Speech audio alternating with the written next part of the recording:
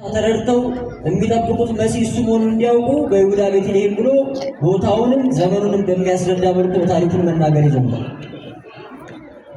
ሄሮድስ የሚባል መጥምቀ መለኮት ቅዱስ ዮሐንስን ሰይፎ በሰማዕትነት እንዲሞት ያደረገ ሌላ ሀገረ ገዢ ስለነበረ የአራተኛው ክፍል ገዢ ሄሮድስ በነበረበት ዘመን ሳይሆን በንጉሱ በሄሮድስ ዘመን መሆኑን ጊዜውን ጠንቅቀው እንዲያውቁ ማለት ነው። ቦታው ደግሞ ቤተልሔም መሆኑን በመንገር አስቀድሞ በነቢያት በአባቶቻቸው የተነገረላቸው የሚጠብቁት ተስፋ የሚያደርጉት መሲህ የተወለደ መሆኑን እንዲያውቁ ጊዜውን ዘመኑን አስረግጦ ቦታውን አስረግጦ ነግሯቸዋል ሐዋርያው ቅዱስ ማቴዎስ በዚህ በወንጌሉ ክፍል ማለት ነው። ማቴዎስ በዚህ በወንጌሉ ክፍል ላይ አጽንዖት ሰጥቶ የተናገረው ስለ ሰብአ ሰገል መምጣት ነው። የጥበብ ሰዎች ተብሎ ስለተጠሩ ስለ ሰብአ ሰገል ክርስቶስን ፍለጋ መምጣት አጽንዖት ሰጥቶ በስፋት አስተምሯል።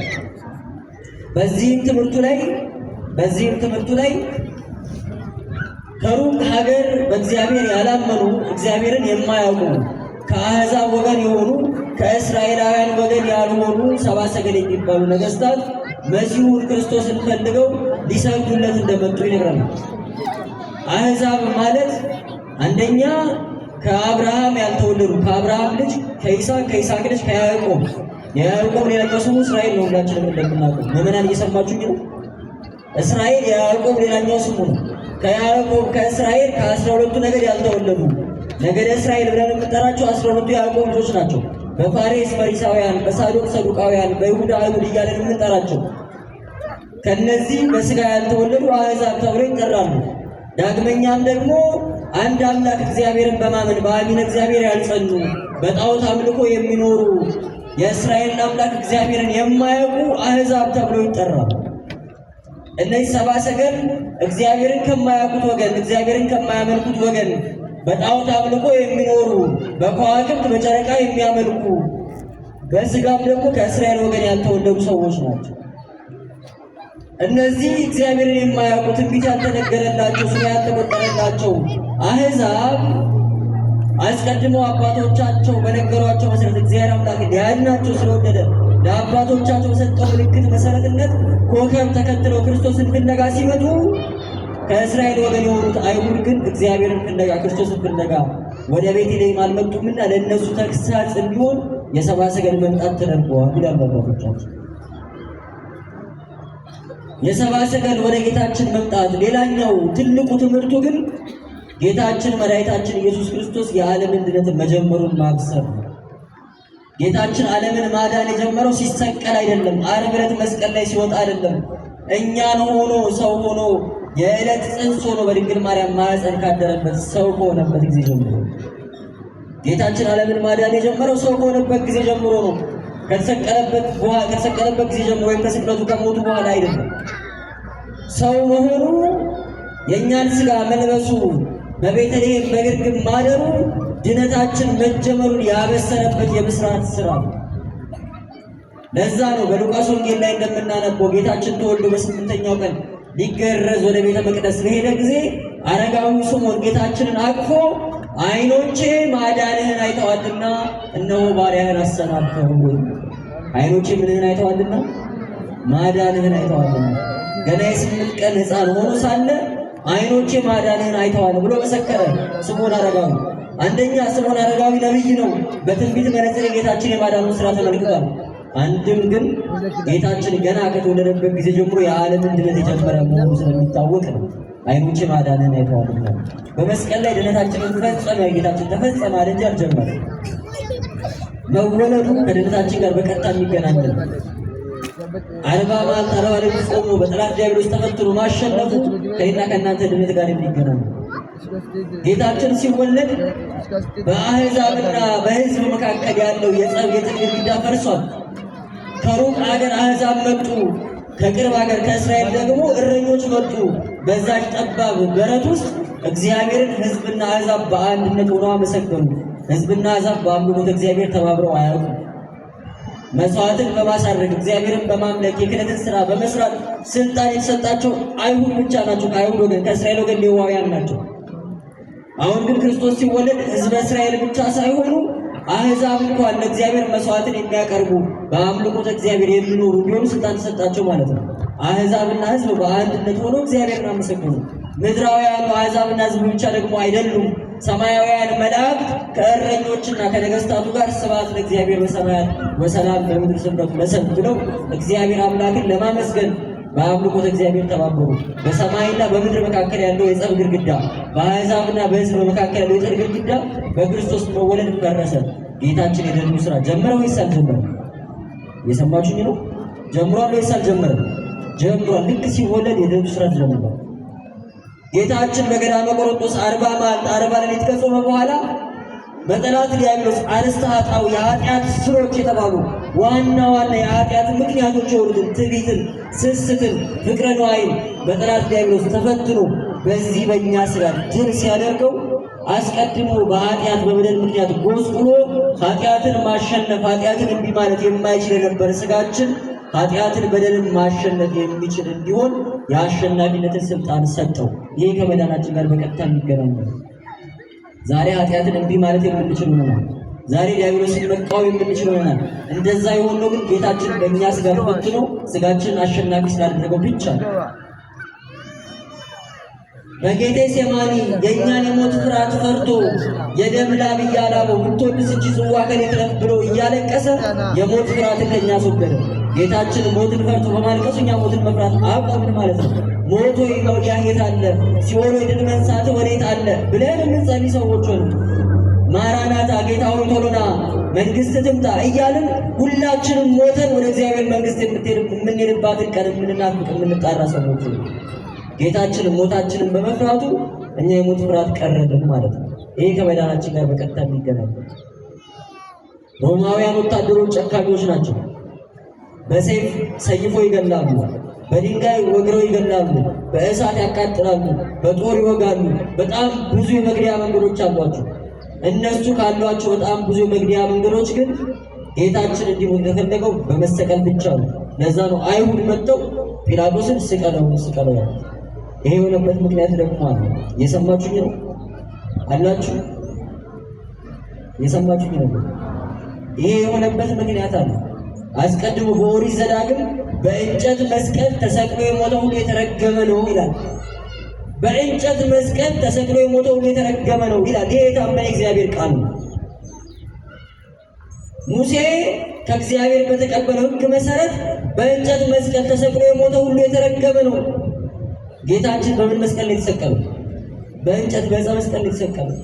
ሐዋርያው ቅዱስ ጳውሎስ ይህንን የመጽሐፍ ቅዱስ ሊጠቅስና እሱ የተረገመ ሆኖ እሱ የተረገመ ተብሎ እርግማንን ከኛ አራቀልን። ጌታችን መሞቱ ብቻ አይደለም አሟሟቱ እንኳን ከኛ መዳን ጋር የሚገናኝ የእንጨት መስቀል የመረጠው እኛ በኃጢአታችን በበደላችን ምክንያት ያመጣነው እርግማን ከእኔና ከእናንተ ሊያርቅ። አይሁድ ይህንን አላወቁም። በእንጨት መስቀል ተሰቅሎ ከሞት የተረገመ ነው ብለን ካሳመናቸው ደግሞ ሕዝቡ አይከተሉትም ብለው ጌታችን ተሰቅሎ እንዲሞት ስቀለው ብሎ ጮሁ። እሱ ግን በእንጨት መስቀል ተሰቅሎ ሞቶ የተረገመ ተብሎ የኔና የእናንተን እርግማን አራቀልን። በእሱም የተመሰገነ ሞቶ ሞታችንን ገደለው። ስለ ጌታችን ልደት ስናወራ ስለ መዳናችን ነው እያወራን ያለነው። ስለ አንድ ሕፃን መወለድ ብቻ አይደለም የምናወራው። ስጦታ ተሰጣተን መዝሙር ዘምረን ፎቶ ተነስተን ደስ ብሎን እንድንሄድ አይደለም ዛሬ የተሰባሰብነው። ስለ ጌታችን ልደት በሚነገር ጊዜ ሁሉ ጌታችን እኛን ለማዳን የሰራውን የድነቱን ስራ እንድናስብ ነው ልደትን ገናን የምናከብረው ማለት ነው። ስለዚህ ሰብአ ሰገል ወደ ቤተልሔም ወደ ኢየሩሳሌም መምጣታቸው ጌታችን የማዳኑ ስራ እንደጀመረ ለእስራኤል ብቻ ሳይሆን ለዓለም ሁሉ ለአሕዛብም ጭምር እንደመጣ ትምህርት ይሆነን ዘንድ ነው።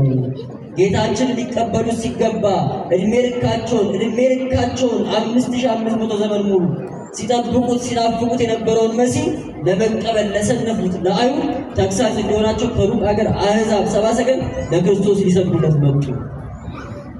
ሰብአ ሰገል ወደ ክርስቶስ ሲመጡ በኮከብ እየተመሩ ነበር የመጡት። መጽሐፍ ቅዱስ እንደሚያገር ቅዱስ አባታችን ዮሐንስ አፈወርቅ በእውነት በረከቱ ይደርብንና አትፈልጉም? በረከቱ አሜን በሉ እንጂ በረከቱ ይደርብን። ሰብአ ሰገልን እየመራ ያመጣቸው ኮከብ እንደው ተራ ኮከብ መደበኛ ኮከብ አይደለም፣ ይልቁንም የእግዚአብሔር መልአክ ነው ይላል። በኮከብ ተመስሎ እየመራ ያመጣቸው የእግዚአብሔር መልአክ ነው እንጂ ኮከብ አይደለም። እንደውም የኛ ቤተክርስቲያን በመልክዓ ቅዱስ ዑራኤል ላይ አይታችሁ ከሆነ ሰብአ ሰገልን እየመራ ያመጣቸው ኮከብ ዑራኤል ነው ይላል። ሰባ ሰገልን እየመራህ እንዳመጣ ይለዋል። መልአክ መሆኑን በምን እናውቃለን የምትሉ ከሆነ ይላል ዮሐንስ አፈወርቅ፣ መልአክ መሆኑን የምናውቅባቸው ቢያንስ 4 ዋና ዋና ማስረጃዎች አሉ ማለት ነው። አንደኛ የሰማይ ከዋክብት ፀሐይ፣ ጨረቃ በሰማይ ላይ የሚንቀሳቀሱበት መንገድ አንድ ብቻ ነው። እሱም ከምስራቅ ወደ ምዕራብ። ሰማይ ላይ ሌላ እንቅስቃሴ የለም። ሁሉም የሰማይ ፍጥረታት የሚንቀሳቀሱት ከምስራቅ ወደ ምዕራብ ነው። ከመሬት መሽከርከር ጋር ተገናኘ ማለት ነው። ሰባ ሰገል ሊመራቸው የነበረው ኮከብ ግን ወደ ምስራቅ አቅጣጫ ነበር የሚሄደው በተቃራኒ። ሌሎች ከዋክብት ከምስራቅ ወደ ምዕራብ ሲሄዱ፣ ይህ ኮከብ ግን ወደ ምስራቅ ነበር የሚሄደው። ወደ ቤተልሔም፣ ወደ ኢየሩሳሌም፣ ወደ ምስራቅ እየሄደ በተቃራኒ ነበር የሚመራቸው። ይህ ኮከቡ እንደ ተራ ኮከብ ሳይሆን የእግዚአብሔር መልአክ ለመሆኑ ማስረጃ ነው ይላል ዮሐንስ። ሁለተኛ ኮከቡ ተራ ኮከብ ላለመሆኑ ማስረጃው ብርሃኑ ነው፣ ድምቀቱ ነው። ከዋክብት ደምቀው በርተው ጎልተው የሚታዩት በጨለማ ነው፣ በማታ ነው። ይህ ኮከብ ግን በቀንም በሌሊትም ደምቆ እየበራ መንገድ ይመራቸው ነበረ። ደምቆ እየበራ መንገድ ይመራቸው ነበር። ቀን ቀን የከዋክብቱን ብርሃን የፀሐይ ብርሃን ይጋርደዋል። ስለዚህ አይታዩም ከዋክብት። ይህ ኮከብ ግን ይታያቸው ነበር። ስለዚህ ብርሃን ድምቀቱ በራሱ ተራ ኮከብ መደበኛ ኮከብ እንዳልሆነ ማስረጃ ነው። ሶስተኛ ይህ ኮከብ አንዳንዴ የሚገለጥ አንዳንዴ የሚሰወር ነበር። አንዳንዴ ይታያቸዋል፣ አንዳንዴ አይታያቸውም። ሲቆሙ ይቆማል፣ ሲሄዱ ይሄዳል። እንደዛ እያደረገ ነበር የሚመራቸው።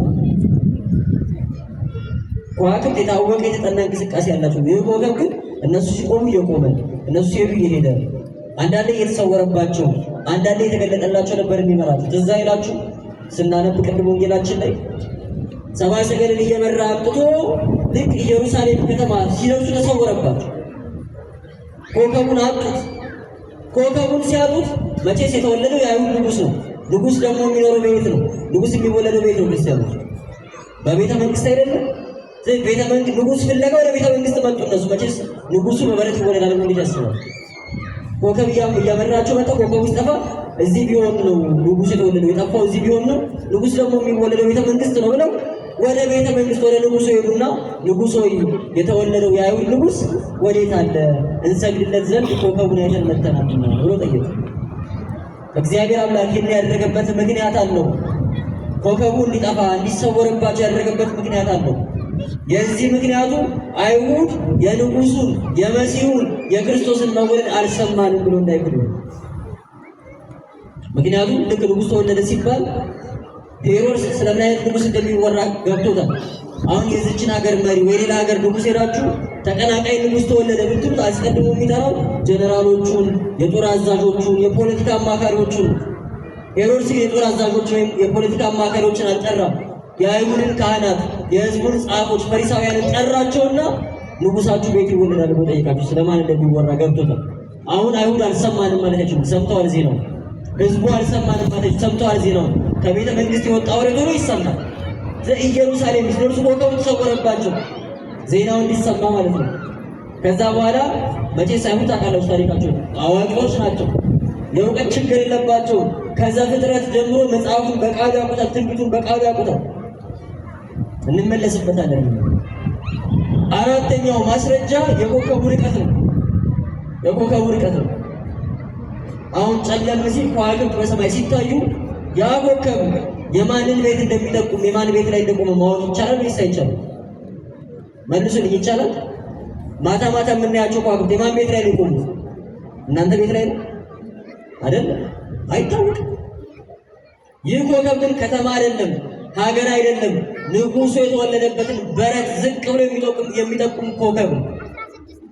ከዚህ ተረድተን ተራ ኮከብ መደበኛ ኮከብ እንዳልሆነ የእግዚአብሔር መልአክ እንደሆነ ማወቅ እንችላለን አለ ቅዱስ ዮሐንስ አፈወርቅ። በእውነት በረከቱ ይደርብን። ግን እግዚአብሔር አምላክ ለምን በኮከብ እየመራ ያመጣቸው? ኮከብ መስሎ የታያቸው መልአኩ ከሆነ እንደ በኮከብ ከሚሆን መልአኩ ተገልጦ እየመራ ለምን አላመጣቸው? ለምን በራእይ ያልታያቸው ትሉ እንደሆነ እግዚአብሔር አምላክ ደግ አምላክ ስለሆነ። ሰባ ሰገል ቅድም እንዳልኳቸው ጣዖት አምላኪዎች ናቸው፣ በከዋክብት የሚያመልኩ ናቸው። እግዚአብሔርን አያውቁም። መልአክ ቢገለጥላቸው ራእይ ቢታያቸው አይረዱም፣ አይገባቸውም። ስለዚህ እነሱ በሚያውቁት፣ እነሱ በሚረዱት፣ እነሱ በሚገባቸው፣ እነሱ በሚያውቋቸው በስነ ፈለግ በከዋክብት እየመራ መጣቸው። ይሄ ለኔና ለእናንተ ትልቅ ትምህርት ነው። የእግዚአብሔር ደጅ የእግዚአብሔር አገልጋይ የምንሆን ከሆነ ሰዎች ወደ እግዚአብሔር ደጅ የምናመጣቸው በሚረዱት በሚያውቁት በሚገባቸው መንገድ ነው። በተግሳጽ በቁጣ አይደለም። አባብለን ነው የምናመጣቸው፣ አስረድተን ነው የምናመጣቸው። ከመጡ በኋላ ሰብአ ሰገልን ይዋቸው ርዕሳችን ምን ነበር? ትዝ ይላቸው በሌላ መንገድ ወደ ሀገራቸው ሄዱ ማለት ነው። ይህን ጥቅሱን ሲናገር በሕልምም ተገልጦላቸው በሌላ መንገድ እንዴት ነገራቸው አይደለም የሚለው፣ በሕልምም ተረድተው ነው የሚለው። በኮከብ እየመራ መጣቸው። ክርስቶስን ካገኙት በኋላ እግዚአብሔርን ካወቁት በኋላ በኮከብ እየመራ ወሰዳቸው።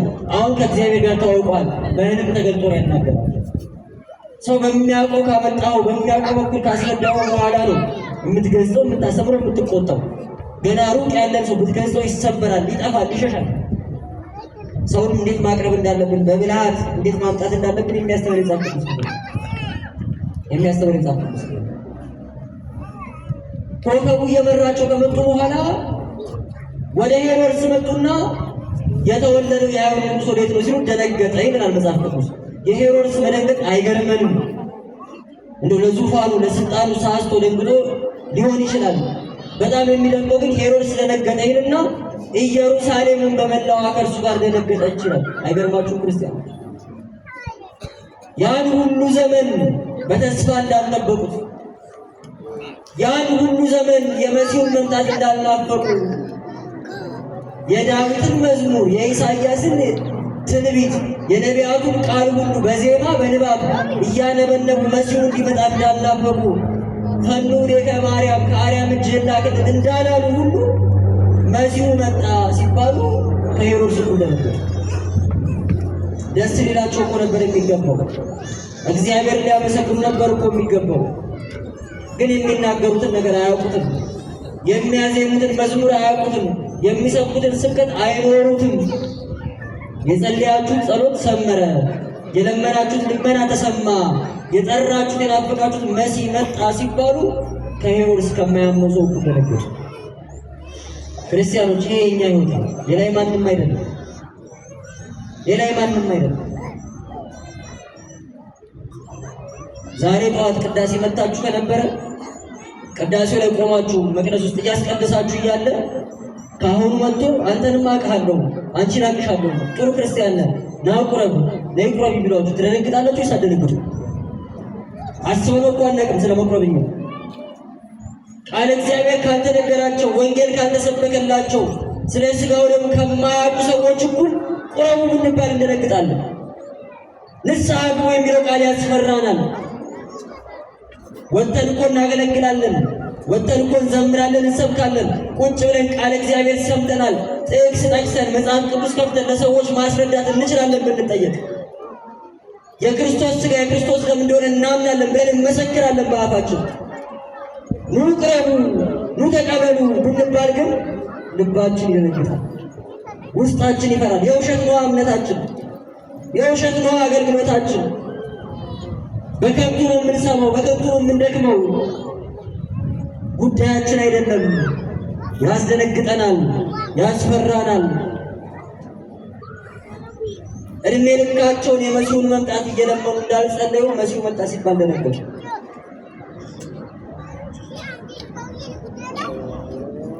ሄሮድስ ካህናቱን፣ ፈሪሳውያንን፣ ጸሐፍትን ጠራቸውና ንጉሳችሁ የአይሁድ ንጉሥ ወዴት ነው የሚወለደው ብሎ ጠየቃቸው። እንዳልኳችሁ መጽሐፉን በቃል ያውቁታል። ነቢዩ ሚክያስ አንቺ ቤተልሔም ሆይ ከይሁዳ ከተሞች ከይሁዳ ሀገሮች አታንሽም፣ ሕዝቤን ነፃ የሚያወጣ መስፍን ከአንቺ ይወጣልና ይወለዳልና ብሎ ተናግሯል። ስለዚህ መሲሁ የሚወለደው በይሁዳ ቤተልሔም ነው ብለው ጠቁሙ መንገዱ። በጣም የሚገርም ነገር ልንገራችሁ።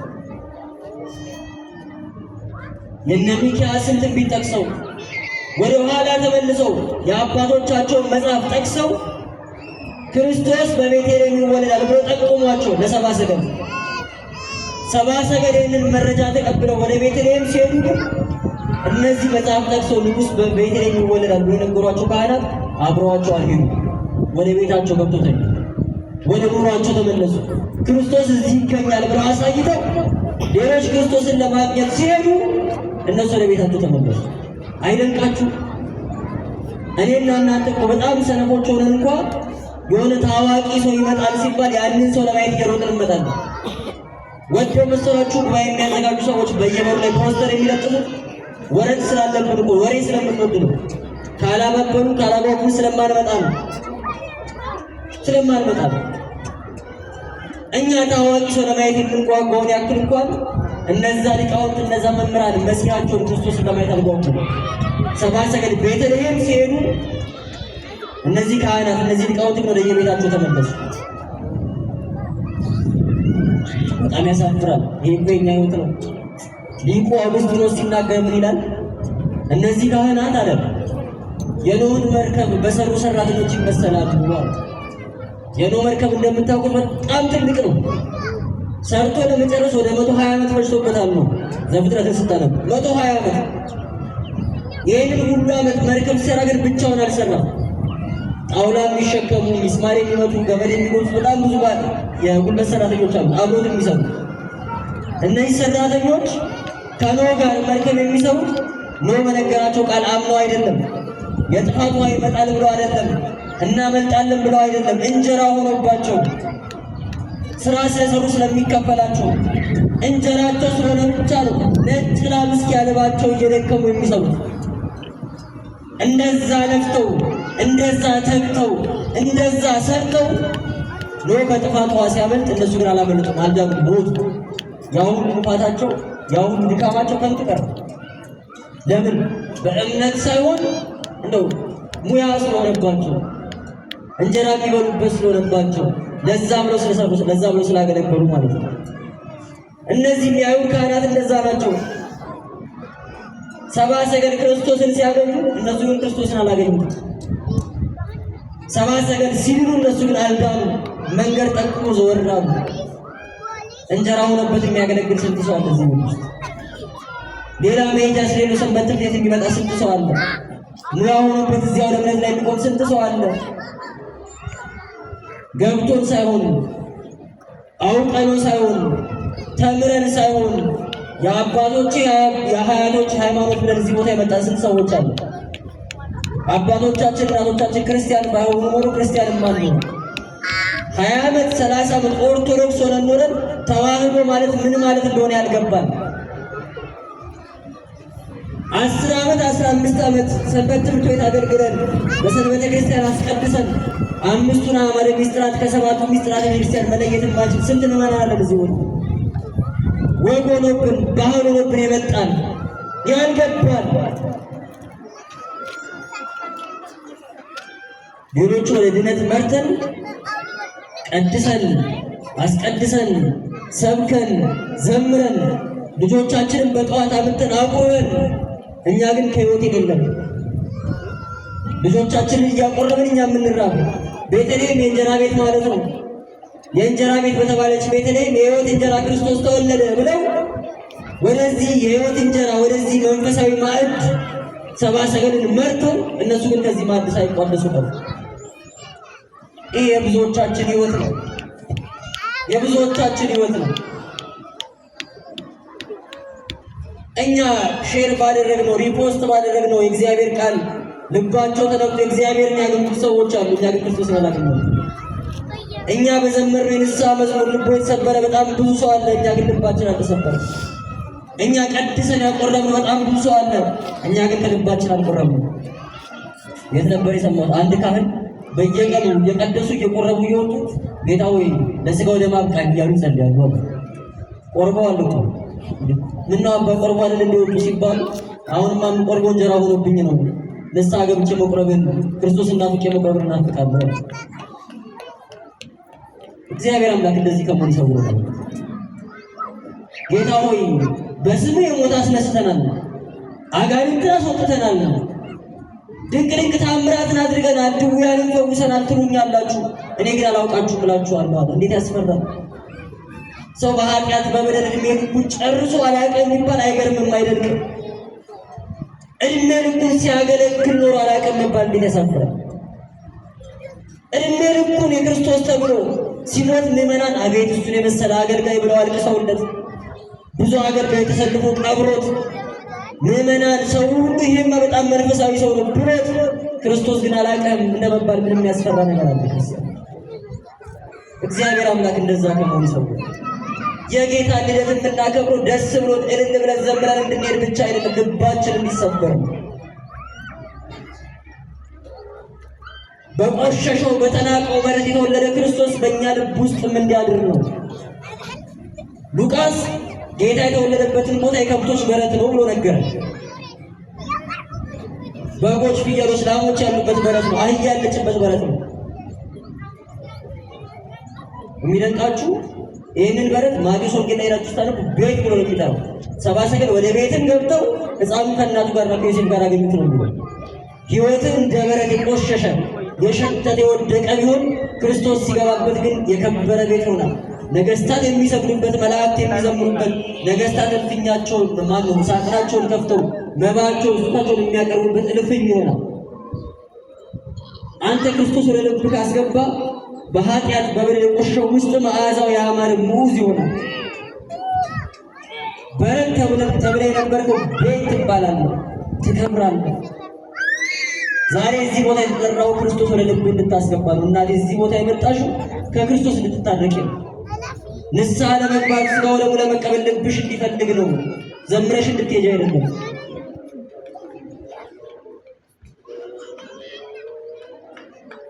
ጌታችን መወለዱን አስበን እኛ ትንሣኤ ልቦናን ገንዘብ ካላደረግን ከኃጢአታችን ከበደላችን ዳግም ካልተነሳን እልል ብለን ዘምረን ወደ ኃጢአታችን የምንመለስ ከሆነ ምን ጥቅም አለው? ሰብአ ሰገል መጀመሪያ በሄሮድስ መንገድ፣ በክፋት መንገድ፣ በኃጢአት መንገድ መጡ። ኮከብ እየመራቸው ነው። በሄሮድስ በኩል መጡ። ሲመለሱ በሌላ መንገድ ወደ ሀገራቸው ሄዱ አይደል ያለው። ስንመጣ ከነ ኃጢአታችን ነበር የመጣው፣ ከነ በደላችን፣ ከነ ድካማችን። ስንመለስ ግን ድካማችንን፣ ኃጢአታችንን፣ ሸክማችንን ሁሉ አራግፈን ወደ ሌላኛው ቤታችን፣ ወደ ሰማያዊ ቤታችን በኃጢአት መንገድ አይደለም በሌላ መንገድ ነው መመለስ ያለብን። እዚህ መተን እዚህ ካልመጡት ሰዎች እኩል በኃጢአት የምንመላለስ ከሆነ ምን ጥቅም አለው? ማተብ አስረን ነጠላ ለብሰን ማተብ ከሌላቸው ሰዎች እኩል የምንሰርቅ ከሆነ ምን ጥቅም አለው? ተሹመን አገልጋይ ሆነን ካልተሾሙት እኩል የምንኖር ከሆነ ምን ጥቅም አለው? የተጠራነው በሌላ መንገድ እንድንመለስ ነው። ኃጢአትን ትተን በጽድቅ መንገድ፣ ርኩሰትን ትተን በቅድስና፣ መበደልን ትተን በታማኝነት እንድንጓዝ የጠራነው ክርስቲያኖች በሌላ መንገድ እንድንመለስ ነው። ወደ ቤታችን፣ ወደ ሀገራችን፣ ወደ ሰማያዊት ኢየሩሳሌም በጽድቅ መንገድ እንድንጓዝ ነው። እውነት ነው፣ እኛ ደካሞች ነን። ምን አቅም አለን? እሱ ወደ ራሱ ያቅርበን እንጂ እኛ እኮ መቅረብ የምንችል አይደለም። አቡነ